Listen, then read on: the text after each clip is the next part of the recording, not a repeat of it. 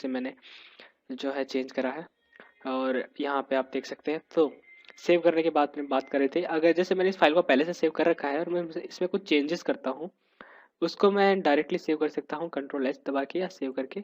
तो वो जो मेरे चेंजेस है वो उस पर्टिकुलर फाइल में ही सेव हो जाते हैं।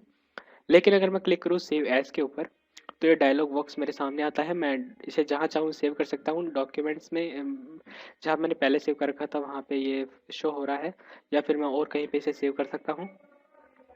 एंड देन बात करते हैं इसे हमें क्या कैसे सेव करना है। तो जैसे यहाँ पे कुछ ऑप्शंस है, जैसे कि फोटोशॉप फाइल है, लार्ज डॉक्यूमेंट पीएसबी है, या बीएमपी इमेज है, या फिर कब कॉम सर्वर जो भी है ये। और यहाँ पे जो हम मोस्टली यूज़ करते हैं जेपेग फाइल की बात करते हैं, जेपीजी जो हर एक डिवाइस में सपोर्ट करती है, उसके ऊपर बात करते हैं। पर जैसे आप यहाँ पे देखिए ऑप्शंस में, तो यहाँ पे ये कई चीज़ें जैसे नोट्स है, अल्फा चैनल्स है, स्पोर्ट लेयर्स एंड लेयर्स है, ये सारी जो चीज़ें हैं ये जेपीग फाइल में नहीं होती अवेलेबल। मतलब कि जैसे अगर पीएसडी की बात करें, पीएसडी में आप जो है लेयर भी सेलेक्ट कर सकते हैं, यानी जब आप दूसरी बार इस प्रोजेक्ट को ओपन करेंगे तो ये जो लेयर है जिस पे हमने काम करा है अलग अलग, जैसे कि ये है हेयर कलर जैसे है, और इसके ऊपर जैसे मैंने इधर एडजस्टमेंट अप्लाई करे हैं, तो ये सारे एडजस्टमेंट जो है आपको उस पीएसडी फाइल को डबल क्लिक करके ओपन करने पर सारे अवेलेबल हो। फॉर एग्जांपल मैं इसे सेव करता हूँ जेपिग फॉर्मेट में, तो जाऊँगा file and then save as. इसमें मैं यहाँ पे इसे सेव करता हूँ, जैसे मान लीजिए जेपीजी जो कि फॉर्मेट में हम इसे सेव करते हैं, और इसका नाम देते हैं कुछ भी BW2 colour. Okay and press okay. JPG option आते हैं हमारे सामने, यहाँ पे मैट है, इसे छोड़ दीजिए, इसे आप चेंज ना करें, नन पे ही रहने दें। इमेज ऑप्शन है, यहाँ इसकी क्वालिटी आप चेंज कर सकते हैं लो या फिर, और प्रीव्यू पे आप देख सकते हैं यहाँ पर जो क्वालिटी रेड्यूस होगी वो आपके सामने होगी, और इसे आप चाहे तो मैक्सिमम कर सकते हैं और उसके हिसाब से आप यहाँ पे फाइल साइज देख सकते हैं। पर इसे मैं जनरली हाई पे रखता हूँ, तो क्वालिटी और फाइल साइज में अच्छा कॉम्बिनेशन है ये। फिर फॉर्मेट ऑप्शन है, जो भी हो इसे आप ना छेड़ें। इसके बाद आप क्लिक करें सेव पे, और अगर मैं अपना फाइल एक्सप्लोरर खोलूँ, विंडो एक्सप्लोरर, और इसमें देखिए यहाँ पे ये इमेज है, तो इस तरह से इमेज है। पर इसकी क्या प्रॉब्लम है, जैसे अगर मैं इसे दोबारा इंपोर्ट करता हूँ इस हमारे इसमें, आप देख सकते हैं यहाँ पे सिर्फ एक ये सिंगल लेयर है, और जो भी मैंने इस पे इफेक्ट्स अप्लाई करे थे ये सारे, जिस तरह आप देख सकते हैं ये सारे, तो ये सारे अपीयर नहीं होते। तो इसके लिए जो हमें इसका एक तरीका है कि इसे मैं जो सेव करूँ, एक इसका पीएसडी फॉर्मेट में सेव करूँ। आप जैसे देख सकते हैं यहाँ पर जो एक पहले से पीएसडी फाइल अवेलेबल है, मैं इसे अगर रिप्लेस करूँ और फिर देख सकते हैं ये पीएसडी फाइल है, अगर मैं इसे इंपोर्ट करता हूँ तो आप देख सकते हैं ये मैंने पहले से इंपोर्ट कर रखी है, तो मैं इसे क्लोज करके फिर इंपोर्ट करूँ, तो आप देख सकते हैं ये मेरी सारी जो लेयर्स है, जैसे ये फेस की लेयर है या जो भी है, इस सारी लेयर्स यहाँ पे इंपोर्ट हो जाती है, और इसमें मैं एडिटिंग स्टार्ट कर सकता हूँ, और मैं मेरे काम को पिछले से शुरू कर सकता हूँ दोबारा।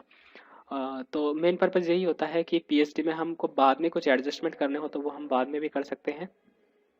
तो ये था, और इसके अलावा कुछ और फॉर्मेट भी है, जैसे तो ट्रांसपेरेंसी की बात करते हैं। ट्रांसपेरेंसी का आपको पता ही होगा, मतलब जैसे मैं एक न्यू डॉक्यूमेंट क्रिएट करता हूँ, इसका नाम देता हूँ मेन, और फिर इसकी प्रीसेट्स तो है। इसके अलावा इसका बैकग्राउंड कंटेंट, बैकग्राउंड में वाइट रख सकता हूँ या फिर ट्रांसपेरेंट। फॉर एग्जांपल मैं ट्रांसपेरेंट रखता हूँ, क्लिक करता हूँ ओके, तो आप देख सकते हैं ये एरिया जहाँ पे ये डॉट्स दिखाई दे रहे हैं ये ट्रांसपेरेंट है। मैं यहाँ पे कुछ टेक्स्ट टाइप करता हूँ, मान लीजिए फॉर एग्जाम्पल यहाँ पे मैं लिखता हूँ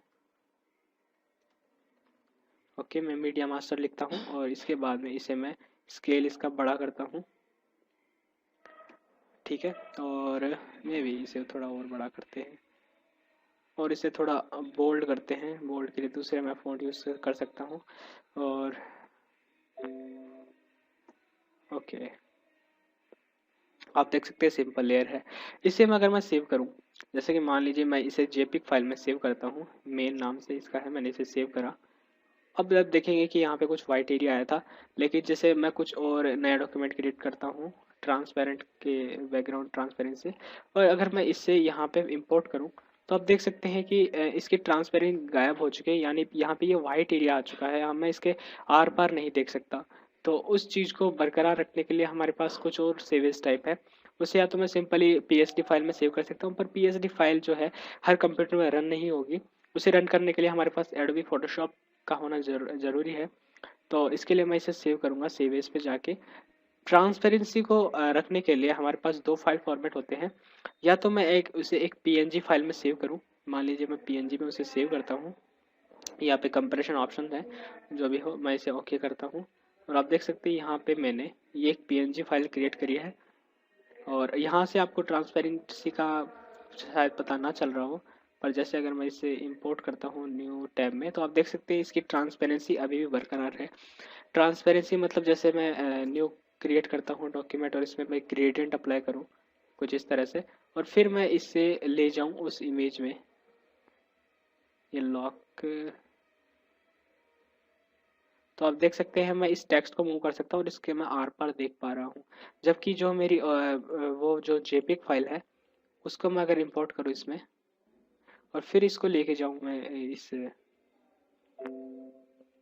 ओके ये लेयर लॉक है इसमें, तो आप देखेंगे कि ये वाइट एरिया आ रहा है, तो बेसिकली इसे हम ट्रांसपेरेंसी बोलते हैं।